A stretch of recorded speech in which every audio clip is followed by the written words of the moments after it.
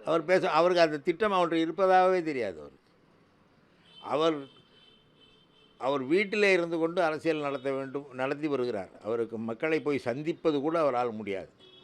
இவர் மற்றவர்களை எடுத்துச் சொல்கிறார். பல நடிகர்கள், எம்ஜிஆர் உள்ளிட்ட பல நடிகர்கள் மக்களிடம் சென்றார்கள், மக்களை சந்தித்தார்கள், மக்களிடம் பேசினார்கள், பிரச்சனைகளை சொன்னார்கள்.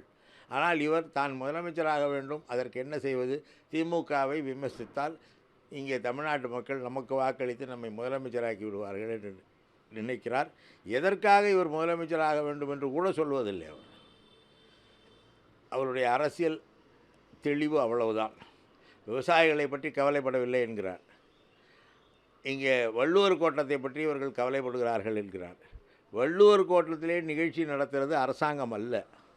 வள்ளுவர் கோட்டத்திலே நிகழ்ச்சி நடத்தியது திராவிட முன்னேற்ற கழகத்தின் இளைஞர் அணி, ஒரு அணி.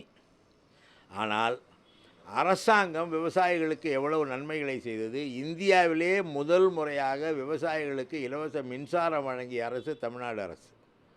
அதே போல் பல்வேறு பிரச்சனைகளில் தமிழ்நாடு அரசு விவசாயிகளின் பக்கம் நிற்கிறது. இப்பொழுது கூட அந்த 22% அந்த ஈரப்பதத்தை அனுமதிக்க வேண்டும் என்று கடிதம் எழுதிவிட்டு அதற்கு ஒன்றிய அரசிடமிருந்து பதில் வராமல் நாடாளுமன்றத்திலே போர்க்குழல் கொடுக்கிறோம்.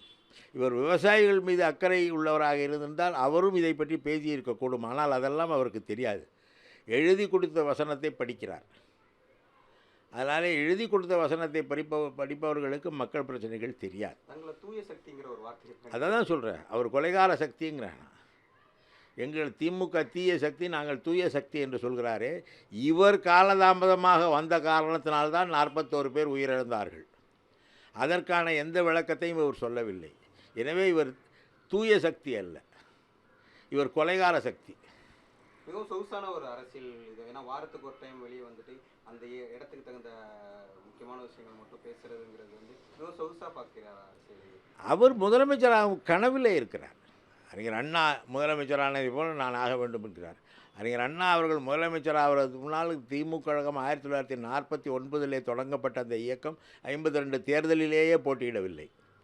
ஆனால் அதே நேரத்தில் இந்தி எதிர்த்து போராட்டம், குலக்கல்வி திட்டத்துக்கு எதிரான போராட்டம் என்று பல்வேறு போராட்டங்களில் அண்ணாவும் திராவிட முன்னேற்ற கழகத்துக்கு தலைவர் கலைஞர் உள்ளிட்ட மூத்த தலைவர்கள் அனைவரும் கைதாகி சிறைவாசம் அனுபவித்தார்கள். இவருக்கு அதெல்லாம் தெரியாது. அவர்கள் செய்த தியாகம் எல்லாம் தெரியாது. இவரை ஒரு முறை சிறைவாசம் அனுபவித்தால் அரசியலில் நீடிப்பாரா என்பது கூட எனக்கு தெரியவில்லை.